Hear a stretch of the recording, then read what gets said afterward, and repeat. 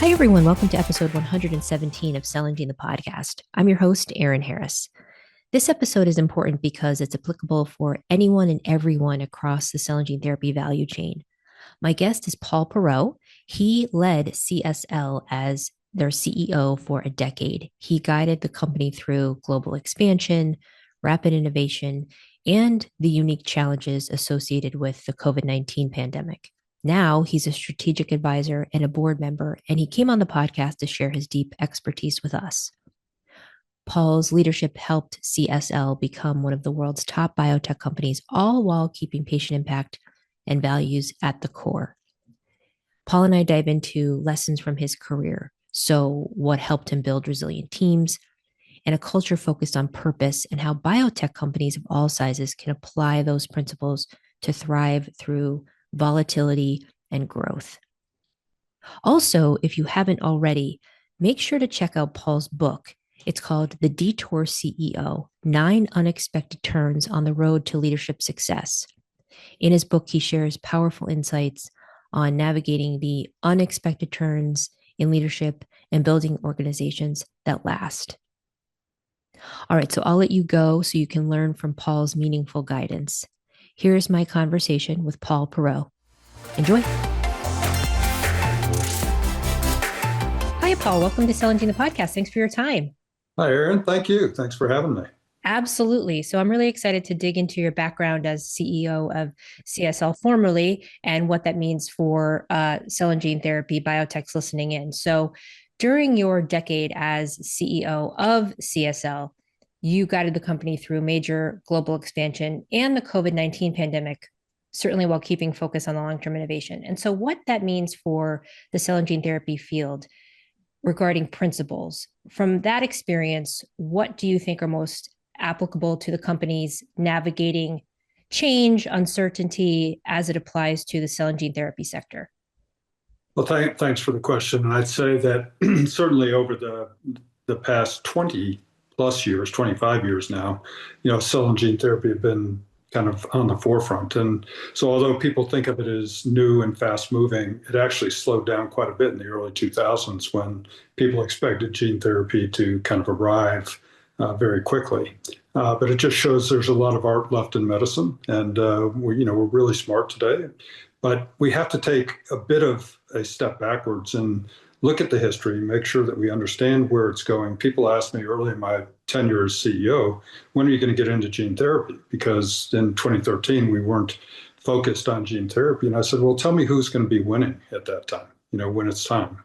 There's a lot of people in the fray, a lot of people doing things that no longer exist because it's not straightforward. You can sequence a gene very quickly, but it doesn't mean that you actually have the delivery to put into patients and make sure that everything's okay. So the thing that I focus on is really thinking about the things you just said, which is VUCA, or as it's described by leadership experts. I think a couple of guys from Southern California kind of coined the term, and the U.S. military kind of put it into practice. But it's really the volatility, the uncertainty, the complexity, and the ambiguity of the world that we're living in today.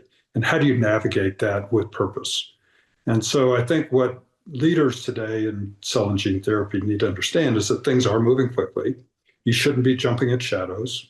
You should look at the science. You should make sure that you have the right people in the right place to help advance the therapies you're looking for, and never, ever forget that the only reason we exist is to take care of patients.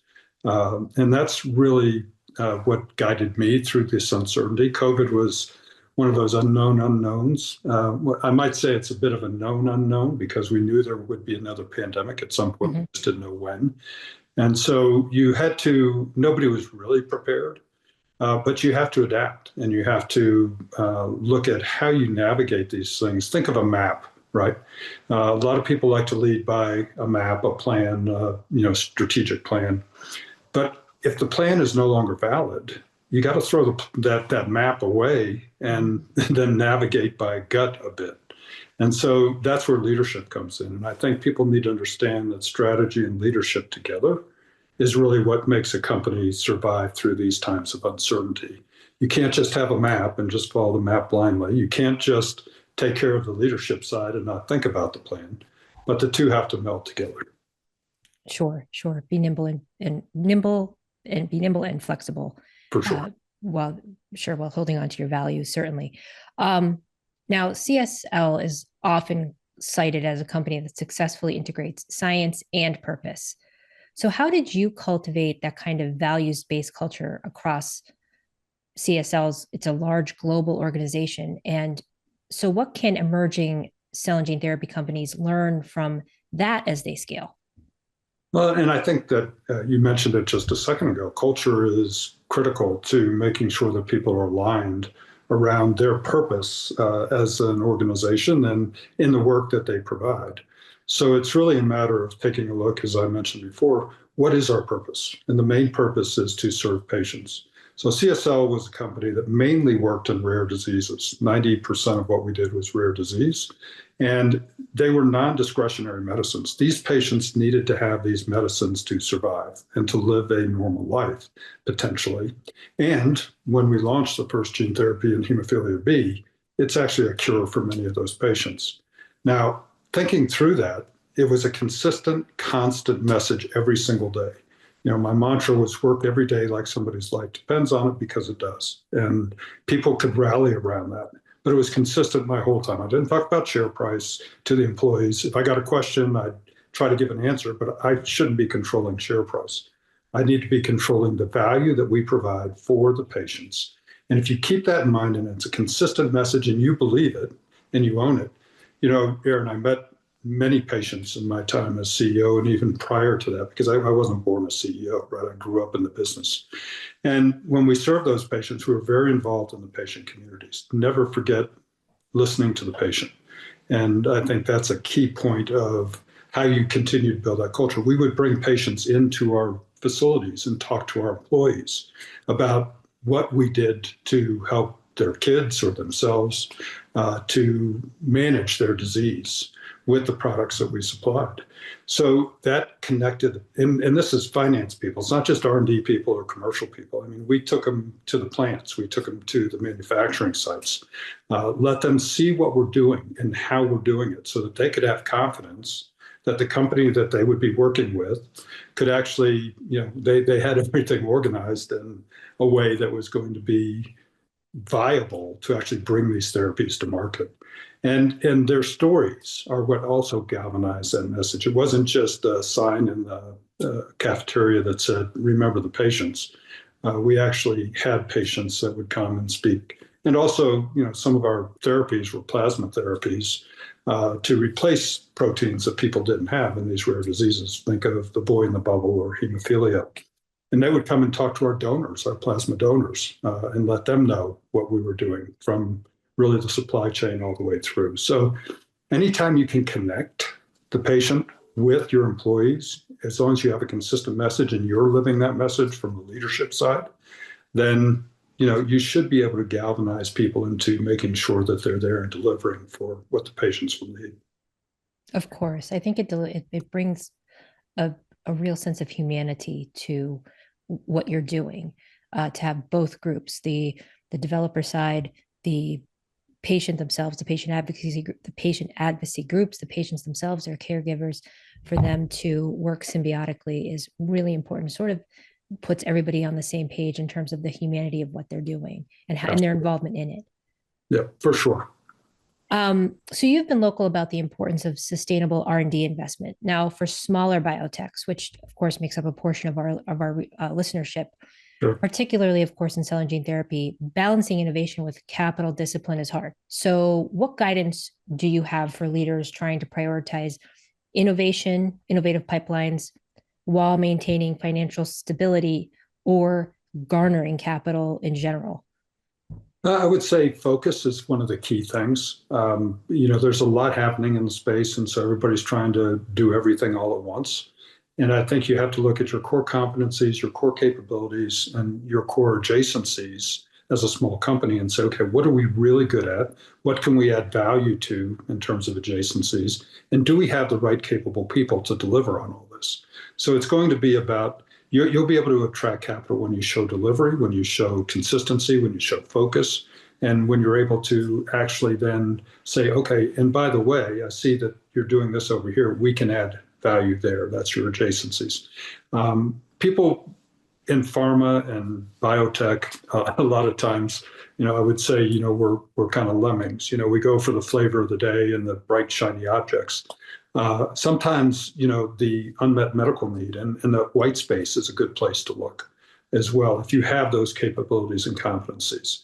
So, because everybody's trying to chase a lot of the same things. Be consistent, be focused. You do have to have options. When you think about government and government funding, there are tax credits, R&D tax credits for a lot of small biotech companies in different countries, and certainly here in the U.S. you can access some funds. Just make sure that there's a consistency in the policy as well, and that's what I used to tell regulators. I said you can't change your tax codes and your incentives to stimulate R&D innovation, and then change every time there's a change in administration. It has to be a sustainable type of funding that you're going to be able to access. So if you're taking government money or that sort of thing, just be cautious and make sure that it will continue. Don't rely on it if you think it's a bit unstable. So that's another area to be cautious of, but also to be aware of. The investors certainly are looking for something that's differentiated, innovative, and they're looking for data, right? I mean, it used to be if you're looking for a strategic exit with a large company, they would want phase 3 data.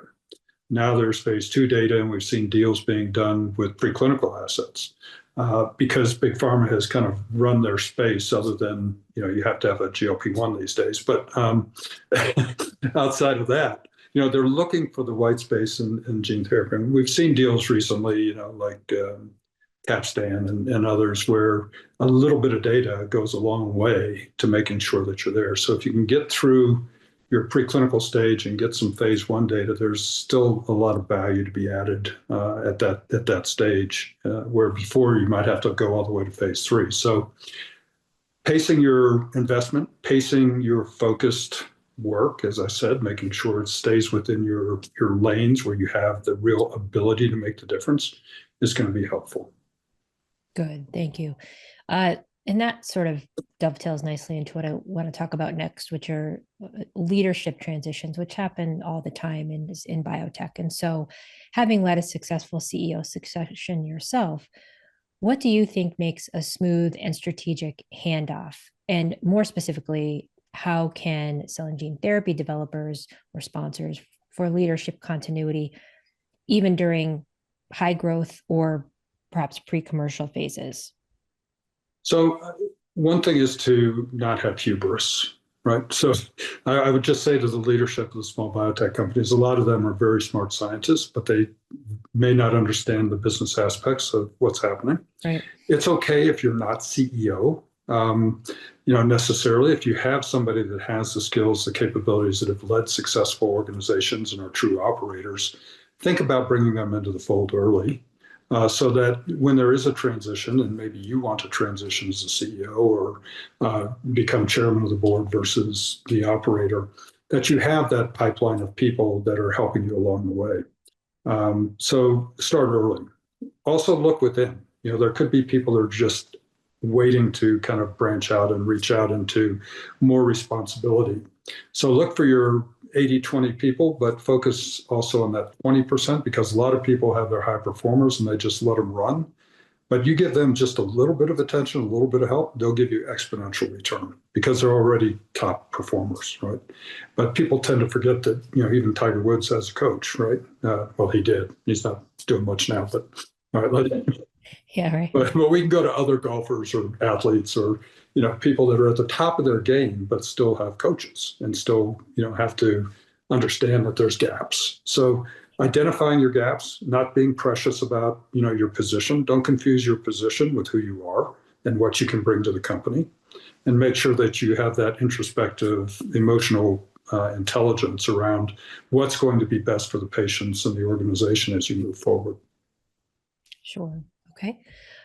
Before I let you go, I want to talk a little bit about how the next generation of biotech and cell and gene therapy leaders, how their leadership roles might be evolving.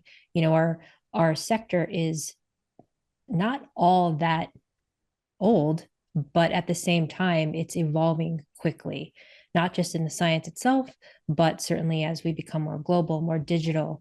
You can't even have a conversation without AI coming up or the like. And so to be more patient centered, what can and should cell and gene therapy companies be doing for their leadership to evolve as the sector itself evolves quickly? I think we have to be resilient in terms of our exuberance around AI and some of the new things that are coming. And understand, I mean, just as an aside, preparing for this podcast, I didn't use AI, by the way, Erin. So it's really, these are I, things that, I definitely can tell you didn't. These are very thoughtful responses. you think about where your knowledge is, right? Your knowledge base, and prepare your leaders with the inert knowledge that comes from their experience, your experience, and then add to it with the tools that are coming our way from a technology standpoint. Don't rely on them solely. You can't, in my view, because there, as I said, this used to be called the art of medicine, and there's still a lot of art left in medicine. And so that comes from insight. Insight doesn't come from AI. Data comes from AI. And rightly or wrongly, it may be in the right place or wrong place. And it depends on who put the data in to begin with and how it evolved, who's asking what questions. So we have to be, patient. We have to use it as it's appropriate. When we look at defining patient groups and thinking about clinical trial enrollment, these are things that are kind of mechanical that you can utilize more and more data analytics and AI for to really help you get those started up. But when it comes to actually designing the clinical trial, that takes insight. When it comes to, interpreting the data, you really need the experts to comb through it, because if you just take a prima facie view of it, you're going to probably miss something when the regulators come knocking and say, well, oh, by the way, you forgot to do this step, so you got to go back to the drawing board. And so that's where I think people just have to be thoughtful, a bit resilient, a little bit patient, and not just jump on the technology bandwagon without insight.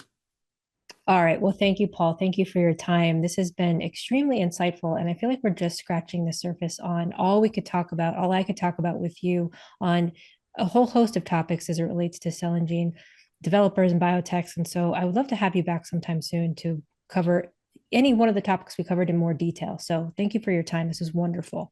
You're more than welcome. Thanks, Erin. Appreciate your time. That wraps up our time with Paul Perreault. Thank you, listeners, for tuning in. Please subscribe to Cell and Gene Podcast on any major podcast platform so you never miss an episode just like this one. And we'll talk to you soon.